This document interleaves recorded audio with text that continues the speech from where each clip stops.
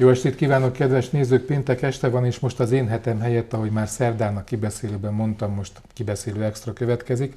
Ennek az apropója pedig leginkább az, hogy csütörtökön, azaz tegnap önkormányzati ülés volt. Egy nagyon gyorsan lezavart ülés, alig volt hosszabb, mint amennyit beszélgetünk majd most róla. Horváth Jácin polgármester úr, jó estét kívánok! Jó estét kívánok! Köszönöm, hogy elfogadta meghívásunkat. Hát daráljuk akkor végig, és aztán beszélünk minden egyéb másról, jó, ami eszünkbe fog jutni. Ezt a tegnapi önkormányzati ülést 17-8 napi rend volt nagyjából. A nyilvános ülés 1 óra 15 perc alatt lement. Ezt onnan tudom, mert YouTube-on megnéztem a felvételnek a hosszát. Tehát tényleg egy gyors dolog volt. És amiről beszéltek, bár nagyon gyorsan beszélték meg, de én azt gondolom, hogy azért érdemes beszélni, és most a leginkább az előrehozott, tehát menjünk kronológiában, az előrehozott napirendnél, ezeknek a bizonyos térfigyelő kameráknak a szerepe. Nyilván van, akit zavar, nyilván van, aki nem szereti, hogy bármikor figyelik, sokan meg azt mondják, hogy hát inkább figyeljenek és legyek biztonságban, és valahol a kettő között nyilván van a tökéletes igazság, de az eredmények azok pedig magukért beszélnek, amiket ott egyrészt a rendőrség képviselője, másrészt pedig ön is elmondott, ott az a 60-70 körüli konkrét ügy, amiben eredményt lehetett felmutatni, és azon kívül még vannak. Tehát így mindenképpen azt mondom, hogy ez egy olyan történet, amire érdemes fordítani. Igen, köszöntöm én is a nézőket még egyszer, és jó estét kívánok. Így van, tehát a térfigyelő kamera rendszer és annak a működése, és ez csak az első 10 havi adat, amit most láttunk a előterjesztésben, és nem is az összesített adat. És itt igazából arról érdemes beszélni, hogy a kamera rendszer az milyen hatékonysággal tud működni. A közel 60 bűncselekményt derítettek fel közvetlenül a kamerarendszer segítségével, és 71 szabálysértésben működött közre. És ezen felül vannak még több eset is, eddig csak azok az esetek, amik kifejezetten a kamerarendszernek köszönhetően kerültek felderítésre. Ezen kívül van még számos olyan eset, ennél jóval magasabb számú, ahol mondjuk elindította a nyomot, vagy segített abban, hogy merre induljon el a rendőrség a nyomozásban vagy a felderítésben, de nem közvetlenül kapcsolódik a rendszerhez, de ez azt is mutatja, hogy majdnem minden napra esett, sőt, talán mondhatni azt, hogy minden napra esett az évben olyan eset, amiben segítettek a kamerák, és nekünk ez visszacsatolásként szükséges, hogy érdemes-e ezt a programot folytatni továbbiakban, érdemes-e ebbe fektetni pénzt, és mindenképpen azt gondolom, pont az Énet volt nem olyan régen a kamerarendszer üzemeltetője nálunk a hivatalban, egyeztettünk szintén ebben az ügyben, és ott is elmondtam, és meg is jelent azután YouTube-on ez egy videóformátumban is, hogy abban nagyon nagy segítséget jelent nekünk a városban, hogy Nagykanizsa azért a legbiztonságosabb városok között van ma Magyarországon. Ez a több mint 200 kamera, ami be van kötve közvetlenül a rendőrséghez. Nyilvánvalóan egy kolléga nem tudja az összes kamerát azonnali valós időben nézni, de visszanézve ezeket a kameraképeket bizony nagyon sok esetben tud segíteni. Éppen a mai napon kaptam meg az Énettől a levelet arról, hogy készre jelentették az újabb fejlesztésünket. 10 helyszínen 24 kamerát építettünk az idén, telepítettünk, így hamarosan azok is átadásra kerülnek hivatalosan is. Én emlékszem arra, hogy még amikor az elején ment a kamerarendszer telepítése, akkor nem nagyon szerették a rendőrök, hogyha arról beszéltünk, hogy hol nincsenek kamerák. Most se fogom egyébként feltétlenül ezt kérni, de a rendszer az még nincs készen egészen, ugye? Tehát azért még vannak olyan helyek, amelyek vagy azért, mert nincs, vagy azért, mert hogy jó lenne, ha több lenne, és több helyről figyelnék. Tehát még a rendszer még tovább lesz fejlesztve, ugye? Így van, a kapacitásaink még rendelkezésre állnak, ugye a rendőrség épületét is átalakítottuk, ebbe pénzt fektettünk, azt a helységet, ahol a kamerákat figyelik, hogy bővíteni lehessen még a rendszert, úgyhogy még bőven áll kapacitás rendelkezésre, fogadni tudja a szoba a jeleket, úgyhogy a jövő évben igen, hát vannak még fehér fotók. Igaz, hogy attól függ, mit tekintünk rendszernek, mert ugye lehet addig is elmenni, hogy minden utcasarkon van kamera, és az a rendszer, vagy pedig a legminimálisabb rendszer, hogy csak a város bekötő útjain építünk ki kamerákat rendszámfelismerővel, magas felbontással, és akkor csak azt látjuk, hogy ki jön be és ki megy ki a városból, és akkor lehet bizonyos dolgokra következtetni ebből. De én azt gondolom, hogy a kettő között van valahol, amikor majd azt mondhatjuk, hogy jól működik és jó a kamerarendszerünk a város lefedettségét tekintve, de ma még itt nem vagyunk, még az állampolgári bejelentésekből látjuk azt, hogy nagyjából hol vannak hiátusaink. Nyilvánvalóan belvárosban indultunk, mentünk a keleti városrészbe, a keleti városrészbe, és nem titok azért ez, hogy ott még azért vannak fehér foltjaink, úgyhogy arra felé azért igyekszünk fejleszteni, hiszen ott nagyon sokan laknak. Nagyon nagy a mozgás, sok ember mozog, de nyilván ott azért muszáj figyelnünk a főbb utakat most már azért figyeli a rendszer, de még vannak azért lehetőségek, ahol lehet kamerát telepíteni. Erről még nem volt szó, de most megkérdezem, hogy kell attól tartanunk, hogy ez a rendszer egyszer átfordul egy olyanba, mint amit Kínáról szoktak beszélgetni, hogy gyakorlatilag mindenkinek a mozgását arcfelismerő szoftverekkel, mesterséges intelligencia bekapcsolódásával nekiállnak és követik, hogy ki mikor, hol jár, és ebből vonnak le következtetéseket, akár pozitív, akár piaci, akár nem tudom én politikai jellegűt. Azért ettől én tartanám magamnak. Tehát akkor már nem örülnék neki, hogy ennyi kamera van. Így van. Ezek a kamerák ennyire nem jó kamerák, mint amit Kínában használnak, ezek az arcfelismerésre is alkalmas kamerák, sőt azok már azt hiszem jó pár olyan, hogy ott helyben, a kamerában feldolgozzam a képet, nem is küldi el.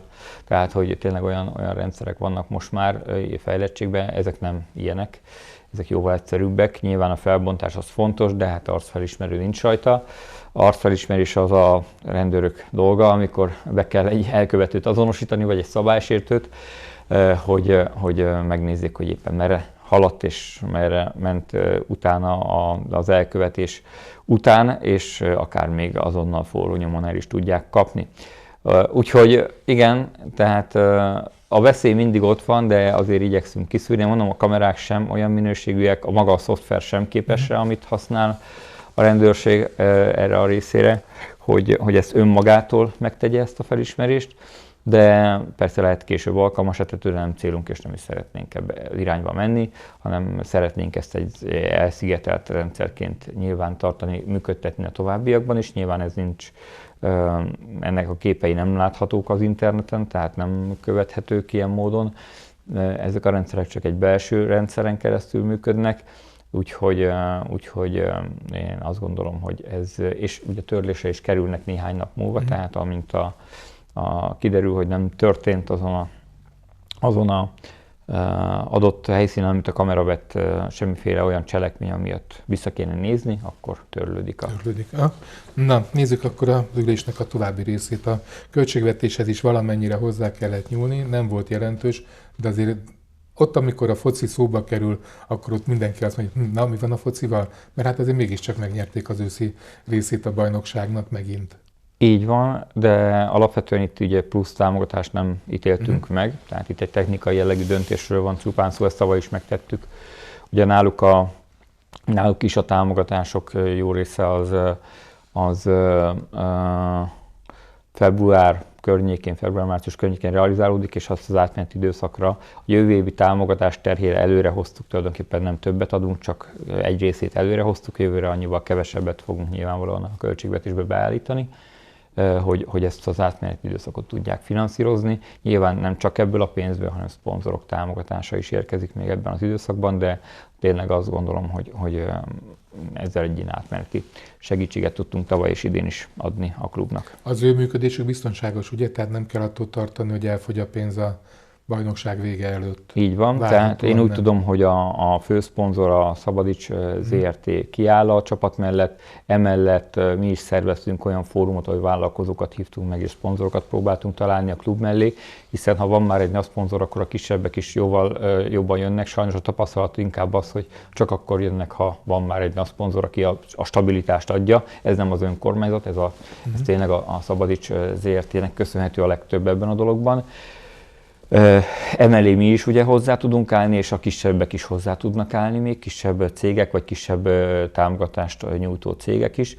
Nyilván még van egy pici hiátus a rendszerben, tehát ahhoz, hogy egy stabil csapat legyen tavaszra, aki nem csak megnyeri a bajnokságot, hanem az osztályozón is eséllyel szerepel, mert azért az nagyon fontos, hogy utána ott azért meg kell nyerni egy oda-visszavágós meccset, ahogy tavaly láttuk, azért az nem olyan egyszerű. De jó volt. Így van, egy felfokozott hangulatot hozott a városba, ez tény és való. Tehát ezt azért kicsit még meg kell erősíteni, de ezen dolgozunk mi is, hogy esetleg azokkal a cégekkel. Itt tényleg apróbb támogatásokról beszélünk, 1-2 millió forint is akár nagyon nagy segítség lehet ebben az esetben, és hát komoly tétje van most megint a bajnokságnak, hiszen első helyről kezdünk, és az első fordulóban, ha jól emlékszem, mindjárt rangadó, a második helyzettel játszunk itthon, tehát hogy nehéz. Idény kezdet lesz, és addigra készen kell állni. Rendszeresen jár meccsre, ugye? Viszonylag igen, amikor tudok, akkor ott vagyok. Sőt, még idegenben is néha igen, a rangadókra azért igyekszem elmenni, igen. Hogy van megelégedve most a csapattal? Most az ember csak a kommenteket nézi, és most senkit nem fog, jó, a Lőrinc gyereket ki lehetne emelni, de nem fog kiemelni inkább senkit sem. Szóval, hát amikor szedték az ötöst, mert ilyenkor azt szokták mondani, a győzelem az a miénk, az közös, a vereség az meg a csapaté. Szóval amikor összejött az ötös, akkor aztán minden keresztfizet leszettek a kommentelők a csapatról. Én meg azt mondom, a sportban sajnos ez benne van, hogy időnként elcsúszik valami nagyon. Ez így van, tehát van, hogy valakinek vannak helyzetei. Látjuk a nemzetközi fociban is, tavaly bajnok volt, Angliában valaki idén meg alig tudja a 10. helyet is megcsipni. Tehát, hogy ezek nem, és ennél azért jobbak vagyunk, mert tavaly bajnokok voltunk, és idén is első helyen zárjuk az évet. Tehát, hogy nem egyszerű dolgok ezek tényleg. Kérdés ugye, hogy látványos focit akarunk, vagy produktív, vagy olyan focit, ami eredményes is. Mind a kettőt szeretnénk nyilvánvalóan. De azt hiszem, hogy a végén azt pontokat számoljuk, és akkor pontokban mérjük, és eredményben mérjük a dolgot, és ha azt nézzük, akkor azt hiszem, hogy nincs. És azt pont megnéztük, azt hiszem a ügyvezető úrral, amikor volt ez a vacsora, hogy a négy csoport, ugye 4 MB3-as csoport van, mi vagyunk a második legjobb elsők, tehát a legtöbb pontot szerezve. Tehát, hogy azért szégyenkezni valók nincs. Szokták mondani, hogy győzelmet nem kell magyarázni. Persze, én azt gondolom, hogy Persze, és azért még Lőrinc Bencére visszatérve, ha már megemlítettük, azért nem sok olyan játékosa van a Nagykanizsának. Úgy összevéve, vagy összességében az elmúlt évtizedekben, aki 100 gólt rúgott egy ugyanazon csapat színeiben, és Lőrinc Bence ezt megcsinálta, úgyhogy ezúton is gratulálunk neki. Mi is.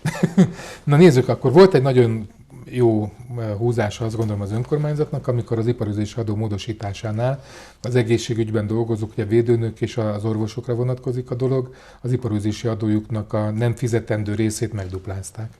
Így van, tehát főleg a házi orvosok a vállalkozásban látják el ezt a tevékenységet, és ugye 20 millió forint volt eddig az adómentességi határ, jövő évtől 40 millió forint árbevételig nem kell nekik helyi iparüzési adót fizetni. Ez is egy gesztus, egy támogatás. Önkormányzatunk számára ez összességében kb. 12 millió forint adóbevétel kiesést jelent a jövő évtől, de azt gondolom, hogy ezt a kvázi juttatást így segítve a házi orvosainkat, védőnöket, aki védőnő esetleg így látná a tevékenységet, tudunk tenni, mert hogy nehéz helyzetben van a házi orvosi szakma, látjuk országos szinten. Nagykanizsán ennek jeleit talán a lakosok nem érzékelik, de mi látjuk az átlag életkorát a házi orvosainknak, nagyon sok nyugdíj mellett dolgozó orvosunk van, igazán meg kell becsülni azt, aki ezt a pályát választja, és azt gondolom, hogy amilyen módon tudjuk, azért segítjük ezt a munkát. Na, milyen egy nagyobb falat ez a jövő évi munkatervnek az elfogadása, ami elvileg nem szokott egy bonyolult téma lenni, most sem volt egyébként, nem is a bonyolultsága miatt. Ott volt önnek egy olyan bejelentése, amely hát nem meglökönyítette, hanem meglepte szerintem azokat, akik nem tudtak erről a bejelentésről, hogy idén költségvetést akarnak elfogadni, 2026-ost. Igen. Én elég régóta figyelem így a városnak az önkormányzatát, és nem emlékszem arra, hogy lett volna erre példa, hogy előző évben a következő évi költségvetést, még ha azzal a kiegészítéssel is, hogy februárra már a munkatervben ott van a költségvetés esetleges módosításának a terve, de akkor sem volt olyan, hogy már az előző év végén lehetett tudni 2 héttel az év vége előtt, több mint 2 héttel az év vége előtt a következő évi számokat.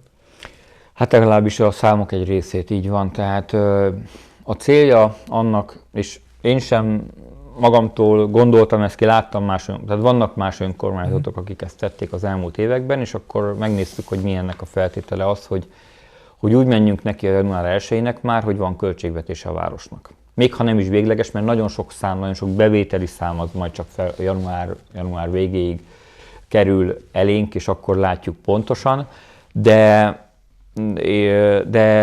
legalább az intézményeink el tudnak indulni. Ugye eddig az volt a menete ennek, ha nincs költségvetés, akkor az intézmények minden egyes kisebb, apró cseprő beszerzése az a hivatali rendszeren át kellett menjen, beküldték a hivatalba, jóváhagyta, osztályokon átment, hozzám került, és végén én írtam alá, hogy mehet. Nem magamnak akarok munkást megfelelni, nem ez a lényeg ennek az egésznek, de az intézmények vezetőinek is ez egy kellemetlenség, egy bonyodalom, hiszen 2,5 hónapon keresztül mindent engedélyeztetni kell az utolsó tisztítószerig. Tehát, hogy ez nem állapot, ez nem jó dolog.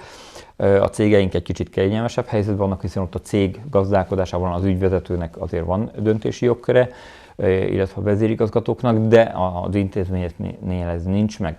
Ezért azt gondoltuk, hogy a költségvetést idén elfogadjuk, azokkal a számokkal, amiket ma ismerünk, amiket ma látunk. Nyilvánvalóan, ahogy látjuk, ez még nem a végső béremelés, de már januártól tudunk bért is emelni, míg mondjuk csak legközelebb márciustól visszamenőleg lehetne esetleg megtenni ezt, így már meg tudjuk csinálni akár év elején is, aztán majd kikorrigáljuk azzal a számmal, amit majd véglegesen mondjuk a szociális szférában most a költségvetésbe 10%-kal fogunk tervezni, majd ha 15% lesz, akkor az 5%-ot még hozzárakjuk, és visszamenőleg pedig megemeljük ezt a bért, de ők már januártól számolhatnak mondjuk az új bérekkel.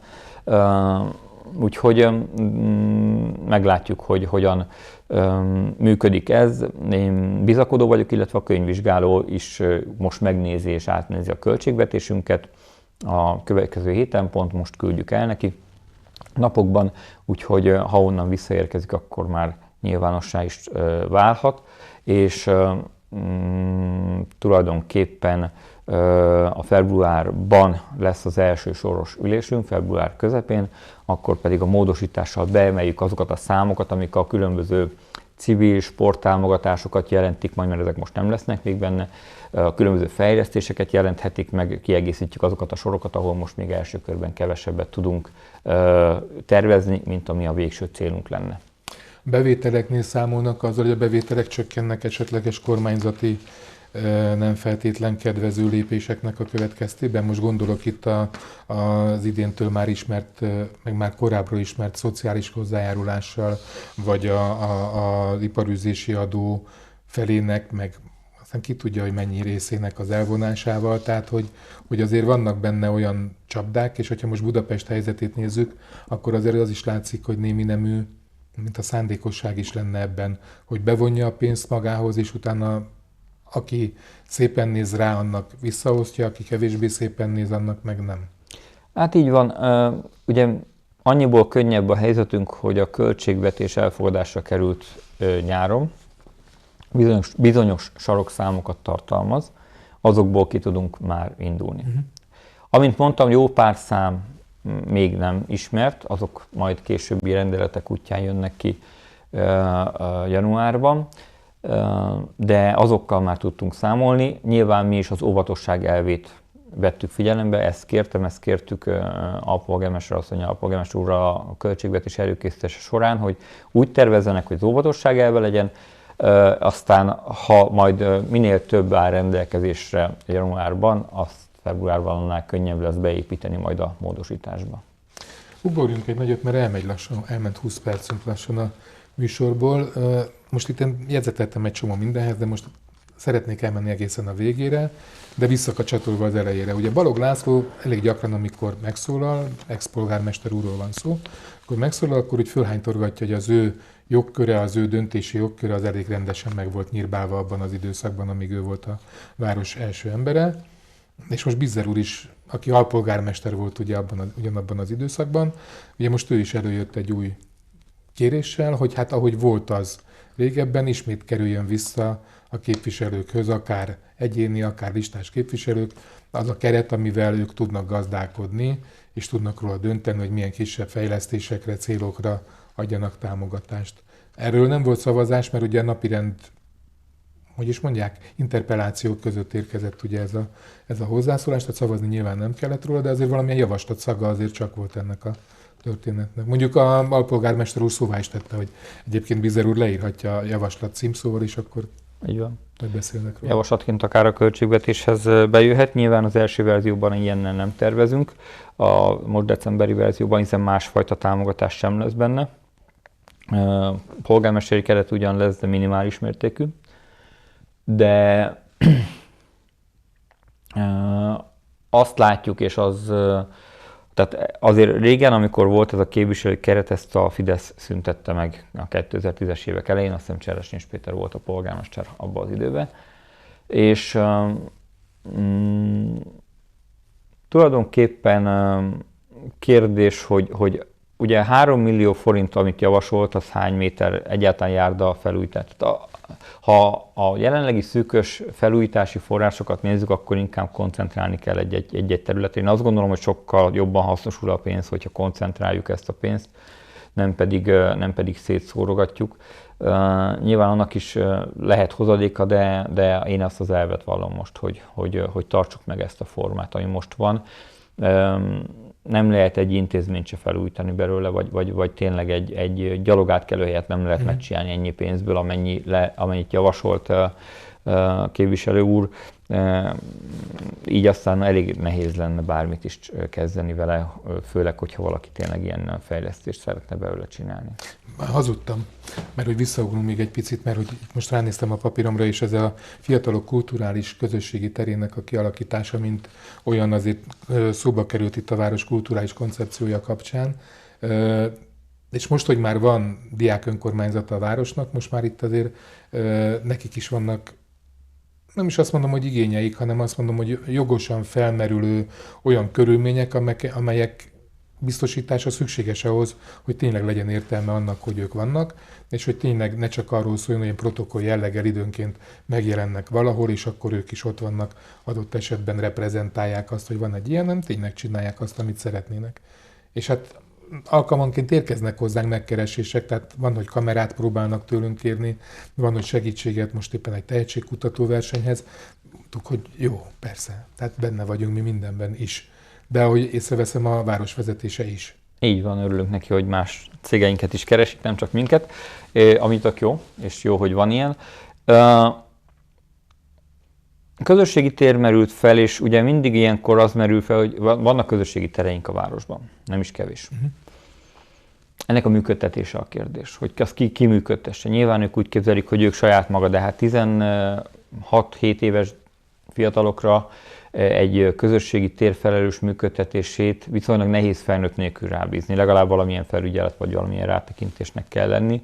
Ugye ebben gondolkodtunk azért, és beszélgettünk is velük többször, hogy milyen egyébként kihasználná valószínűleg, hogy a csellengők, akik egyébként nem mennek be most sem semmilyen közösségi térbe, azok bemennének-e oda, és megoldaná ezt a problémát, vagy csak ugyanazok járnának oda, akik egyébként is járnak ilyen helyekre. Úgyhogy ezek mind ilyen dilemmák, amikről beszélgetünk. A szándék megvan egyébként arra, hogy legyen valami. Ennek a koncepcionális részét nem látjuk még teljesen, de remélem, hogy ebben tudunk majd folytatni még nagyon jó beszélgetéseket itt a következő hónapokban, és akkor tudunk ebben előrelépni. Balogh polgármester úr fölhántolgatta a hacsunkot annak idejéről. Szerintem sokak ugyanilyen hát kizárták sajnos el. Nagykanizsát a harcsunkból annak idején, és ők voltak azok, akik kizárták Nagykanizsát, úgyhogy ha valakinek felint kéne hánytorgatni valamit, az mi lehet? Tudom javasolni, hogyha valakit érdekel a téma, a Médiaház oldalán írja be a keresőbe a harcsunkot, sok mindent fog találni erről a témáról. Én azt ígértem, hogy beszélünk majd még arról is, hogy mi van itt az év végén, miatt még bejöttünk volna, megbeszéltük, hogy miről beszélgetünk, hogy hát itt az év végén, hát egyrészt nyakunkon az advent egészen annyira, hogy gyakorlatilag már benne vagyunk a dologban, meg hát jön a karácsony, jön az évvége, jön mindenféle.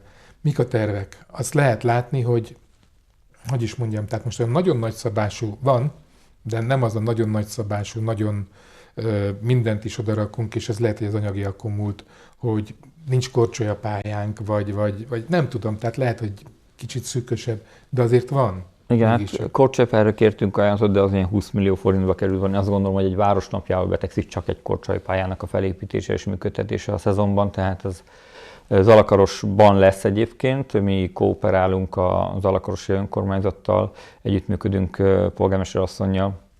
Például felajánlotta, hogy a kanizsai iskolások hétköznap délelőttönként ingyen használhatják, ha az iskola megszervezik azt, hogy ki tudnak menni, nem csak december-január hónapban is ugye lehetőség van rá, akkor korcsolyázhatnak Karosban a pályán.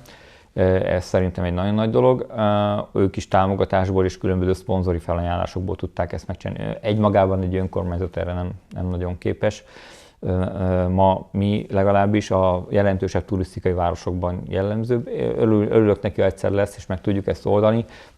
Voltak rá kísérleteink, próbálkozásaink, remélem, hogy ezek majd sikerre járnak, úgyhogy ma még ezt nem tudjuk, és hát az időjárás is sokszor nem annyira hideg, hogy ez jelentős energia felhasználás kell hozzá, de megoldható ettől még, tehát a dolog az kivitelezhető lenne, de költsége sajnos elég magas. Mondom, egy városnapja 2 napos rendezvénysorozattal betegszik csak egy korcsolyapálya működtetésének a költsége. Úgyhogy így ez idén nem tudtuk ezt megvalósítani, de mellette nyilván lesznek adventi programok. Ma estétől már az összes fény felkapcsolása kerül, eddig azért még ilyen félig üzembe voltunk. A fő utca megvolt, a mellékutcák, de mondjuk a főtér nem volt teljes pompájában, ma este már felkapcsoljuk a teljes diszkivilágítást, és hát holnaptól pedig kezdődnek az adventi programsorozataink is, és nem csak a főtéren, nagyon sok rendezvény lesz a HSMK-ban, a Honvéd Casino rendez adventi programokat, a Kodály Műfház, tehát, és még egyéb intézményeink is, úgyhogy én azt gondolom, hogy tényleg rengeteg program, már alig lehet válogatni közülük, hogy melyikre hogyan jut el az ember, mert tényleg sokféle is, meg több helyszínen is, és hát esténként pedig a főtér az, ami egy kicsit jobban viszi majd a prímet talán. És még emellé még jönnek még az ilyen önszerveződő csoportok, akik úgy saját maguknak, akár Miklósvát, hogyha nézzük, vagy éppen családi érintettség okán mondhatom, Palint, hogy... Abszolút dicséretes dolog, hogy a városrészeinkben létezik egy ilyen közösségépítő tevékenység, egy ilyen közösségépítő tevékenység, tényleg Palint vagy Miklósvát nyugodtan ki lehet emelni, ahol önszerveződően programokat szerveznek maguknak, a ott élő családoknak, embereknek, tehát ez teljesen dicséretes, és mi is igyekszünk mellé állni ezen programok mellé, nem csak szóban, hanem anyagiakkal is támogatjuk. Praktikusan, ha nézzük, akkor az év vége hogyan fog alakulni, meddig lesz hivatal, meddig van rendes munkaidő, meddig lehet az ügyes, bajos dolgokkal bemenni a hivatalba, és meddig kaphatnak segítséget, akiknek szükségük van erre? Így van, hivatalosan december 23-ig vagyunk nyitva, onnantól igazgatási szünet lesz, január 5-én kezdünk újra. Le is lesz zárva a hivatal. Tavaly ugyan bejártunk 2 ünnep között, mert meg kellett beszélni 1-2 dolgot, itt a hulladékszállítás kapcsán voltak aktuális ügyek, úgyhogy sajnos azt nem tudtuk megkerülni, de idén remélem, hogy ilyen nem lesz, ehhez miatt legalábbis nem kell bemenni egyszer sem. És január ugye még van a 13. a szombat, az munkanap, tehát ott a kollégák még valószínűleg dolgozni fognak, illetve az előző nap pedig szerdai munkanap szerint dolgozunk. Ha jól emlékszem, 12-ére hívták össze, ugye, a decemberben azt az ülést, ahol a költségvetés is napirenden. Ez lesz az egyetlen napirendje, vagy még kerül mellé más is, illetve hát még azért annyit beszéljünk önkormányzati dolgokról, hogy mire számít. Vitás elfogadásra, vagy ehhez a mostani üléshez hasonló viszonylag gyors ügymenettel le tudják zárni, és tovább tudnak lépni, haladni? Én ismertettem ott a költségvetési napirendet, én nem tervezek ma, nem látok. Ez nem jelenti azt, hogy nem esik be addig valami olyan sürgős ügy, amit esetleg nem kellene megtárgyalni. Tényleg sürgős ügyeket tudunk csak tárgyalni. Ilyen üléseken nem látok olyan napirendet, ami jönne ma. Még ezen kívül nem is tervezünk. Nyilván vita lehet, költségvetés mindig adhat vitára okot. A súlypontokat mindig lehet. Talán egy kicsit nagyobb vita lesz majd a februárin, azt gondolom, amikor tényleg a plusz dolgok is még bekerülnek, de akár a mostani is adhat természetesen vitára okot, és lehet beszélni róla majd. Az első költségvetési megbeszéléseken ugye a képviselők, hogy elég gyakran engedik el magukat is, és jönnek elő az igényekkel, amikhez utána nem győzik írni a nullákat. Erre számít most is? Szerintem benne a pakliban. Ilyenkor ugye nincs időlimit, tehát a SMS szerint nem korlátozhatjuk a képviselőknek a hozzászólását, úgyhogy ilyenkor nyugodtan lehet.